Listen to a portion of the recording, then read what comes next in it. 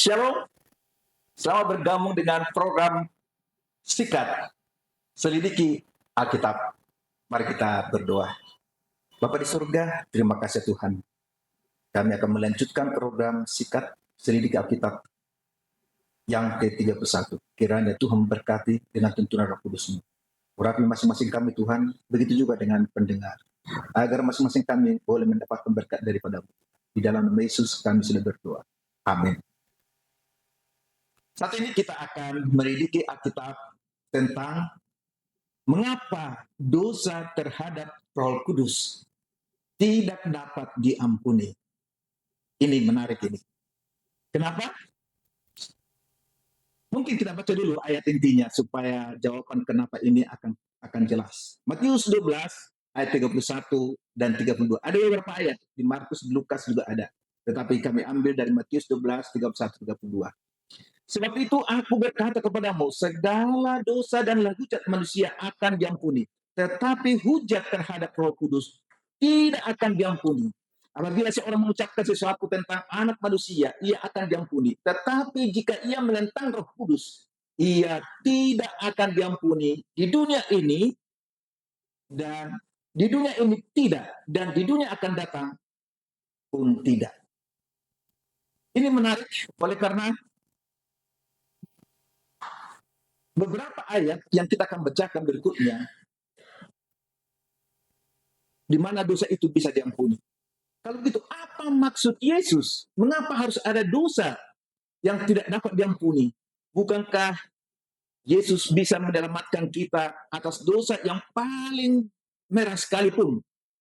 Alkitab berkata dalam Yesaya 1:18, marilah kepadaku, kita berperkara firman Tuhan. Sekalipun dosamu merah seperti kemiji, akan menjadi putih seperti salju. Sekalipun berwarna merah seperti kain kesumba, akan menjadi putih seperti bulu domba. Di Perjanjian Baru ada juga pernyataan yang sama. 1 Yohanes 1:9. Jika engkau mengakui dosamu, maka ia adalah setia dan adil, sehingga ia akan mengampuni segala dosa kita dan menyucikan kita dari segala kejahatan. Nah, menarik kan? Kok ada dosa terhadap Roh Kudus tidak dapat diampuni? Nah, kita lihat secara alkitabiah siapa sesungguhnya Roh Kudus itu, apa tugasnya. Perlu kita perhatikan bahwa Roh Kudus disebutkan 350 kali dalam Alkitab, 88 kali dalam Perjanjian Lama, dan 262 kali di Perjanjian Baru. Dari sekian banyak itu, kita memilih beberapa ayat dan melalui fakta-fakta yang kita bisa lihat. Yang pertama, satu, keilahiannya, yaitu keilahian Roh Kudus. Alkitab jelas menjelaskan sifat-sifat Allah itu sama dengan sifat Roh Kudus. Yang pertama, dalam Lukas 1:35, Roh Kudus itu Maha Kuasa. Yang kedua, Ibrani 9:4, Roh Kudus itu kekal. Yang ketiga, ia hadir di mana-mana. Mazmur 109 ayat 7 sampai 12. Yang keempat, ia mengetahui segala perkara. 1 Korintus 2 ayat 10 dan 11. Semua pernyataan seperti itu hanya bisa dimiliki oleh seorang Allah dalam arti yang seluas-luasnya. Kepribadiannya, kita lihat yang kedua, kepribadiannya, kecerdasan, perasaan, dan kemauannya. Nah, 3 unsur ini penting dalam kepribadian, dan Alkitab menjelaskan bahwa ketiga kepribadian ini adalah ada dalam Roh Kudus. Yang pertama, ia mengetahui semuanya, atau ia mengetahui segala hal. 1 Korintus 2 ayat 10 dan 11. Yang kedua, ia mengasihi, Roma 15 ayat 30. Yang ketiga, ia bisa didukakan hatinya, Efesus 4 ayat yang ke-30. Yang keempat, ia menyaksikan segala sesuatu, Roma 8 ayat 16. Yang kelima, ia berkomunikasi dengan manusia di dalam 2 Korintus 13 ayat 14. Dalam Yohanes 14, Yohanes 15 dan 16, Yesus menggunakan kata pengganti ia untuk Roh Kudus. Itu sebanyak 24 kali. Pernyataan seperti ini tidak bisa digunakan untuk pengaruh yang tidak nyata dan tidak berkepribadian. Kata ganti seperti itu hanya bisa digunakan pada seorang yang mempunyai kepribadian. Apa fakta tugas Roh Kudus itu? Ini yang ketiga. Ia menginsafkan dunia akan dosa. Yohanes 16 ayat ke-8. Ia mengerjakan pembaharuan di dalam hati manusia. Titus 3 ayat yang kelima. Ia mencurahkan kasih Allah ke dalam hati kita dalam Roma 5 ayat yang kelima. Ia memimpin kita ke dalam seluruh kebenaran. Yohanes 16 ayat 13. Ia menjadi penghibur orang-orang percaya. Yohanes 14 ayat 26. Ia memberi kepada kita hikmat dan wahyu. Efesus pasal 1 ayat 17 sampai ayat yang ke-18. Ia menolong, mematikan perbuatan daging, dan memberikan kepada kita buah roh. Roma 8 ayat 13 dan Galatia 5 ayat 22 sampai ayat 23.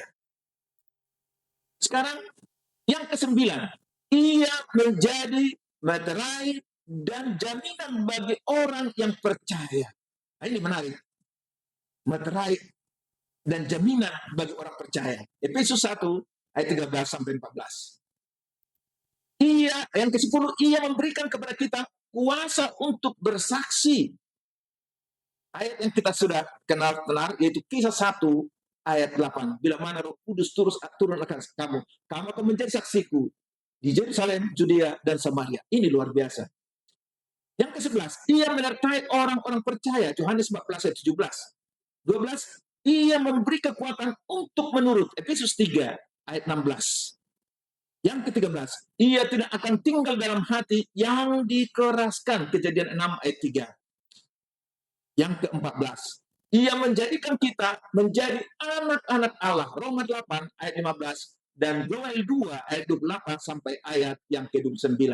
Yang ke-15, ia menolong dalam kelemahan kita. Roma 8 ayat 26. Yang terakhir, ia memberikan kemerdekaan. 2 Korintus 3 ayat yang ke-2. 2 Korintus 3 ayat yang ke-17. Pemirsa, sikat selidiki Alkitab. Ketiga fakta tersebut membuktikan bahwa Roh Kudus adalah salah satu oknum kealahan. Sekarang ini ada banyak orang yang tidak percaya bahwa Roh Kudus itu adalah oknum kealahan. Tetapi melalui ayat-ayat yang kami sudah sampaikan akan menolong saudara mengerti bahwa dia adalah oknum yang ketiga dari kealahan. Itu sebabnya di dalam Alkitab ada 3 oknum yang ada di dalam 1 Yohanes 5 ayat 7, yaitu Allah Bapa, Allah Anak, dan Roh Kudus. Baik, adakah pembatasan buat manusia terhadap Roh Kudus? Jelas ada. Ada pembatasan. Kita ingat peristiwa zaman Nuh di dalam Kejadian 6 ayat 3, Rohku tidak akan selamanya tinggal di dalam manusia. Maka turun air bah. Semua manusia binasa. Hanya 8 orang yang selamat. Kenapa? Mereka tidak bisa dipengaruhi Roh Kudus. Mengembangkan hati dan pikirannya. Wahyu 3 ayat 20. Yesus mengetuk berulang-ulang kali, menunggu dengan sabar. Tetapi kita mungkin saja menolak untuk membuka pintu sehingga Yesus tidak bisa berkarya di dalam hati kita. Amsal 28:9, siapa yang memalingkan telinganya untuk tidak mendengarkan hukum, juga doanya adalah kekejian. Ini semuanya adalah bagian penolakan terhadap bisikan Roh Kudus. Apakah pembatasan ini tercapai dalam satu langkah? Oleh karena satu dosa langsung kita menolak Roh Kudus? Tidak. Perhatikan beberapa ayat ini. Paling sedikit ada 5 langkah yang melampaui batas. Ini dijelaskan dalam Alkitab. Efesus pasal 4 ayat 30. Kita mendukakan Roh Kudus. 1 Tesalonika 5 ayat 19. Kita memadamkan, setelah mendukakan otomatis memadamkan Roh Kudus. Kisah 7 ayat 15. Setelah mendukakan, memadamkan, kita menentang Roh Kudus. Ibrani 3 ayat 13. Kita mengeraskan hati. 1 sampai 16 ayat 14 dan 1 sampai 28 ayat 6. Maka Roh Kudus meninggalkan orang yang tidak mengenal Dia, yang mendukakan, yang memadamkan hatinya, menentang Roh Kudus dan mengeraskan hati sehingga ditinggalkan. Kelima langkah ini adalah bagian sistematis yang terjadi bila mana kita menolak akan bisikan Roh Kudus. Adakah contoh manusia dalam Alkitab yang melampaui batas? Nah, ini menarik ini. Perlu dijawab secara alkitabiah. Yang pertama, manusia sebelum air bah. Kejadian 6, kita ingat, kecenderungan hati manusia hanya kejahatan semata-mata. Maka Allah menyesal. Itu yang pertama. Hanya 8 orang selamat, sementara yang lain binasa. Yang kedua, zamannya Firaun. Keluaran 8 ayat 15 mengatakan, Firaun mengeraskan hatinya dan tidak mau mendengar Tuhan. Siapa itu Tuhan? Tidak boleh keluar. Bangsa Israel tidak diizinkan keluar. Walaupun pada akhirnya mereka keluar. Yang ketiga, Saul. Apa yang terjadi dengan Saul? Roh Tuhan undur dari dia. 1 sampai 16 ayat 14. Herodes, Antipas, ya. Lukas 23 ayat 8 dan 9 mengolok-olok dan membiarkan Yesus dibunuh. Wah, ini berbahaya. Sehingga dia mati, terbunuh. Lukas 22 ayat 3. Judas mengkhianati Yesus oleh karena dia serakah. Menjual Yesus dengan 30 keping perak. Dia mau bertobat, tetapi tidak ada kesempatan. Roh Kudus sudah tidak bersama dengan dia. Akhirnya dia jatuhkan dirinya dan mati hancur di atas batu karang. Ananias, yang keenam ini, Ananias dan Safira. Kisah 5 ayat 1 sampai 11. Ini menarik. Ananias ini adalah orang yang rohaniawan dan Safira. Mereka berjanji untuk menjual tanahnya. Setelah menjual tanahnya akan diberikan uangnya sebagian untuk kepada para rasul-rasul sebagai bahan bagi mereka untuk pekabaran Injil. Apa yang terjadi?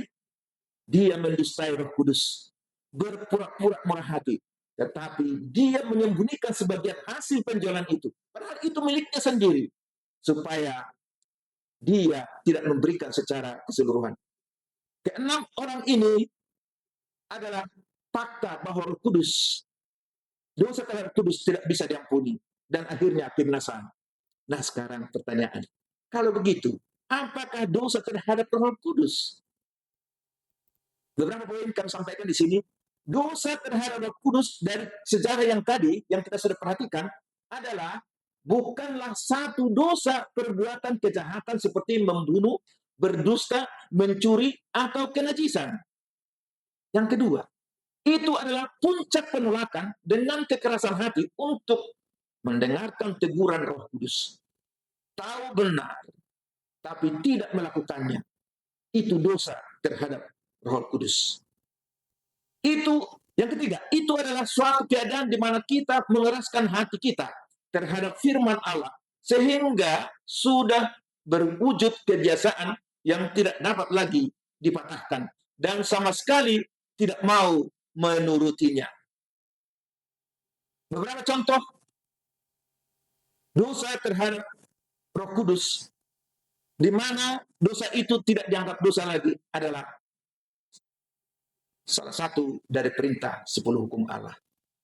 Kita melanggar terus-menerus dan tidak merasa pelanggaran itu sebagai dosa. Saya ambil salah satu contoh. Dosa yang lain juga sama. Mencuri itu tidak dianggap mencuri lagi. Itu adalah dosa terhadap Kudus. Membunuh itu tidak dianggap membunuh lagi. Dan itu menjadi kebinasaan bagi dia. Hukum keempat, Keluaran 20 ayat 8 sampai ayat 11. Perhatikan baik-baik. Ingat dan kuduskanlah hari Sabat. 6 hari lamanya engkau bekerja dan melakukan segala pekerjaan. Tetapi hari ketujuh adalah hari Sabat Tuhan Allahmu. Maka jangan engkau melakukan pekerjaan atau melakukan anak laki-laki atau anak perempuan atau hambamu laki-laki atau hambamu perempuan atau hewanmu atau orang asing yang ada di tempat kediaman. Ayat 11. Sebab 6 hari lamanya Tuhan menjadikan langit, bumi, laut dan segala isinya, dan ia berhenti pada hari ketujuh. Itu sebabnya Tuhan memberkati hari Sabat dan menguduskannya. Kita tahu ini Allah pencipta selama 6 hari. Hari ketujuh dia katakan itu adalah hari Sabat Allah, hari kudus Allah. Tetapi kita sudah tahu, bukannya kita pergi berbakti, beribadah, menyembah Allah pada hari ketujuh. Malah kita berbakti, beribadah hari yang lain. Tidak menguduskan hari ketujuh. Ingat, perkataan ingat dalam ayat tersebut adalah kembali kepada penciptaan. Karena hari Sabat diciptakan, yaitu hari ketujuh. Hari ke-6, 1 pertama, kedua, ketiga, keempat, kelima, dan ke-6 untuk manusia. Hari ketujuh adalah untuk Tuhan. Sebagai tubuh peringatan abadi. Itulah yang terjadi. Sehingga kita terus-menerus melawan dan tidak mau melakukannya. Tetapi kita memilih yang lain. Maka salah satu itu dosa terhadap Roh Kudus. Itu adalah dosa terhadap Roh Kudus adalah penutupan pintu yang terakhir dengan sengaja untuk menentang kebenaran firman seperti setan menentang Allah. Itu adalah dosa penolakan pengampunan yang sudah berulang-ulang untuk mana sudah sebenarnya tersedia pengampunan. Kesimpulan ini didukung oleh ratapan Allah mengenai bangsa Israel dahulu kala dan amaran Yesus bagi umat manusia pada zaman itu. Dalam 2 Tawarik 36 ayat 15-16. Sehingga tidak mungkin lagi ada pemulihan. Matius 6:23. Jika terang yang ada padamu padam dan gelap, betapa gelapnya kegelapan itu. Yohanes 3:19-20. Inilah hukuman itu. Terang telah datang ke dalam dunia, tetapi manusia lebih menyukai kegelapan daripada terang. Terang itu adalah firman Tuhan. Dosa yang tidak dapat diampuni. Di dalam Bible Commentary volume 5 halaman 1093 berkata demikian. Dosa hujat terhadap Roh Kudus bukan terdapat pada perkataan atau tindakan yang mendadak. Namun ia adalah suatu penolakan yang kokoh dengan niat yang bulat menolak kebenaran firman Tuhan serta bukti-buktinya. Ini adalah dosa penolakan terus-menerus dalam merespon panggilan untuk bertobat. Kesimpulan, bagaimana kita mencegah diri dari berbuat dosa yang tidak dapat diampuni ini? Ada 3 penuntun sederhana yang bisa digunakan setiap hari. 1 Samuel 3 ayat 10. Dengan menjaga dan memelihara hati kita supaya selalu peka terhadap bujukan halus dari Roh Allah. Yesaya 30:21, bicaralah Allah karena hambamu ini mendengarkan. Inilah jalan, berjalanlah mengikutinya. Dengan kata lain, turutilah kehendak Allah. Jangan menentang firman-Nya. Yang kedua, hindari menolak secara sadar akan perintah Allah dan kebenaran firman Allah yang sudah kita ketahui. Bilangan 22:18. Aku tidak akan sanggup berbuat sesuatu yang kecil ataupun yang besar yang melanggar titah Tuhan Allahku. Pernyataan inilah yang seharusnya kita lakukan. Yang ketiga, hindari mengeraskan hati kepada kebenaran firman Tuhan. Ibrani 3:7-8. Pada hari ini, jika kamu mendengarkan suaranya, jangan keraskan hatimu. Terimalah firman Tuhan. Demikian dosa terhadap kudus. Mari kita berdoa. Bapa di surga, terima kasih atas pengungkapan firman Tuhan. Sehingga kami berusaha, bahkan boleh menghindari dosa terhadap Roh Kudus dengan cara menuruti akan Tuhan, menuruti kehendak-Mu, menuruti akan hukum-hukum-Mu, dan nama-Mu saja yang dipermuliakan. Biarlah pelajaran ini menjadi bagian kehidupan kami, begitu juga dengan pemirsa yang mendengarkannya. Di dalam nama Yesus kami berdoa. Amin. Kita akan lanjutkan program Sikat Selidiki Alkitab selanjutnya. Tuhan Yesus memberkati.